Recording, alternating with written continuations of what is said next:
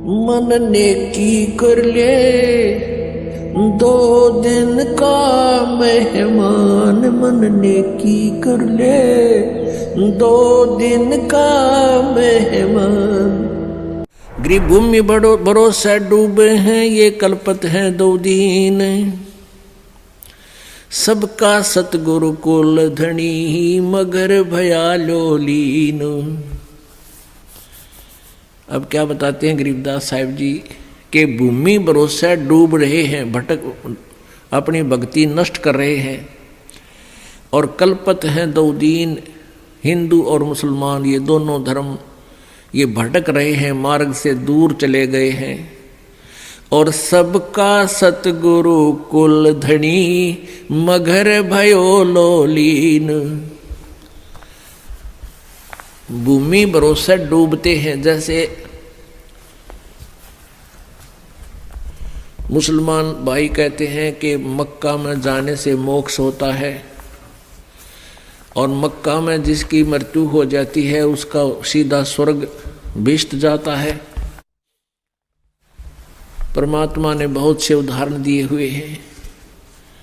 और पंडित लोग कहा करते थे, ब्राह्मण हिंदू धर्म के गुरु, कि जो काशी शहर में मृत्यु को प्राप्त होता है वो सीधा स्वर्ग जाता है, और जो मगर मृत्यु को प्राप्त होता है वो गधा बनता है, वो नरक जाता है। परमात्मा कबीर जी, परमेश्वर जी स्वयं जब तत्वदर्शी संत की भूमिका करने आए हुए थे बनारस में, काशी में, तब कहा करते थे कि पुण्यकर्मी प्राणी और सत साधना करने वाला भक्त वो कहीं पर भी शरीर छोड़े, कहीं पर भी उसकी मृत्यु हो, वो अपनी भक्ति की कमाई से अपने इष्ट के पास चला जाता है, वो नरक नहीं जाता।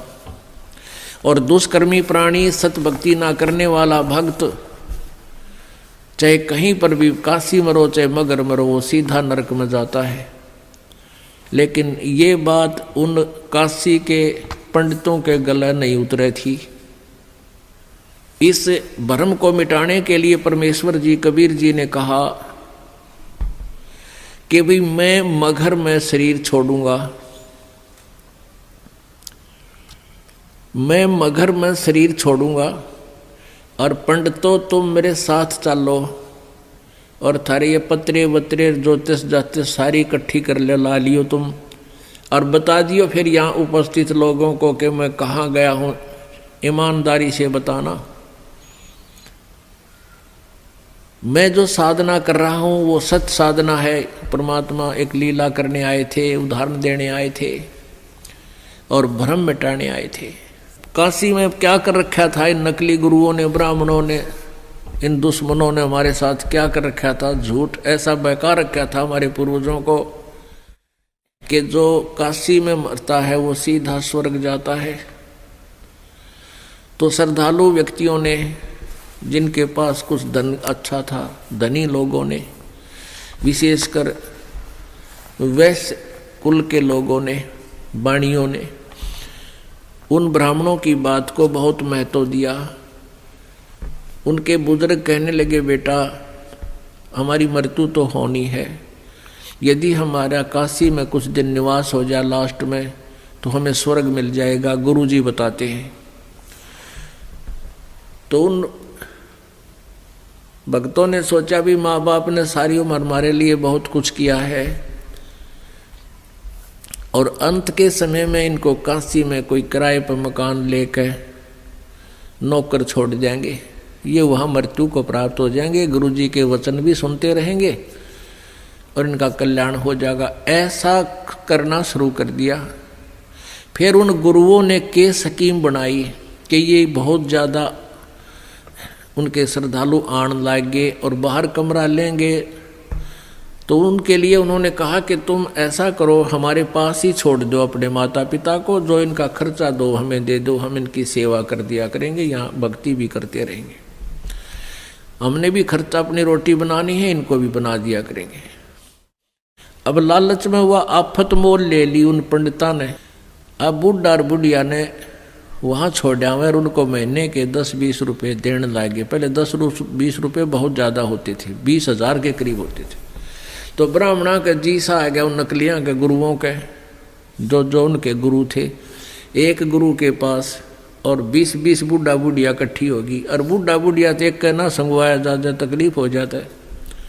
और उन हो गए 10-10, 20-20 एक के पास, गुरु जी के पास। अब उन मुश्किल माच की क्या करें, या लालच में आप पत्तों मोल ले ली। फिर उन्हें स्कीम बनाई उन दुष्टों ने। क्या स्कीम बनाई कि भाई एक ऐसी अफवाह फैला दो, एक ऐसी प्रोपगंडा छोड़ दो कि भाई उन्होंने क्या स्कीम बनाई कि कह दो जो शीघ्र स्वर्ग जाना चाहता है उसके लिए भगवान की तरफ से एक क्रोंत आता है। क्रोंत एक आरा होया करे लकड़ी काटने का, लंबे लंबे दांते नु आर पार कर देता लकड़ी को।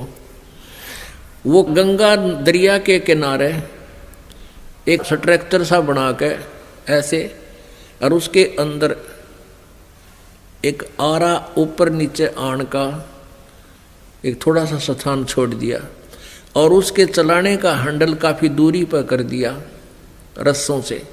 ढीला छोड़े तो वो नीचे आ जा, ऊपर खींचे तो ऊपर चला जा। और ये प्रोपगंडा फैला दिया भाई जिसने जल्दी स्वर्ग जाना हो भगवान की तरफ से एक क्रोंत आता है, और वो क्रोंत जिसने काट देता है उसका सीधा स्वर्ग चला जाता है। अब परमात्मा पाने के लिए उन बूढ़ा बूढ़िया ने सोची हमने मृत्यु तो होनी है और बुढ़ापे में दुखी हो रहे हैं, और क्यों ना क्रोंत ले ले। उसकी एक्स्ट्रा फीस रख दी,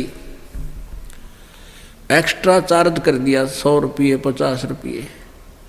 अब उन बूढ़ों ने बुजुर्गों ने अपने बच्चों से कहा कि बेटा हम भी तंग आ गए हैं इस शरीर से, और गुरुजी बता रहे हैं कि भगवान की तरफ से क्रोंत आने लग गया है, और जो उस क्रोंत में अपनी गर्दन हलाल कटवा लेता है वो शीघ्र स्वर्ग चला जाता है। बेटा 50 रुपये फीस लगती है, आप देख लो। अब बच्चा ने सोची माँ बाप की इच्छा है तो ठीक है माता पिताजी, ये 50 रुपये गुरु जी को दे दिए, जी हमारे पिताजी को स्वर्ग भेज दो। अब वो लागे कसाई वाला कर्म करने, वहाँ नीचे गर्दन रखवावे और ऊपर तय क्रोंत आवर उन्हें काट दे। इस प्रकार स्वर्ग भेजन लाग गए, क्यों पीछा छुटवाना था उन्हें तो अपना। और प्रोपगंडा फैला दिया कि जो क्रोंत में शीश कटा लेता है वो सीधा स्वर्ग जाता है। तो परमात्मा पाने के लिए पुण्यात्माओं ने वहां गर्दन देनी भी शुरू कर दी, कटवानी शुरू कर ली।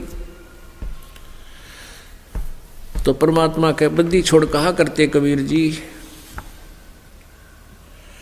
बिना भक्ति क्या होते हैं भावे कांसी क्रोंत ले।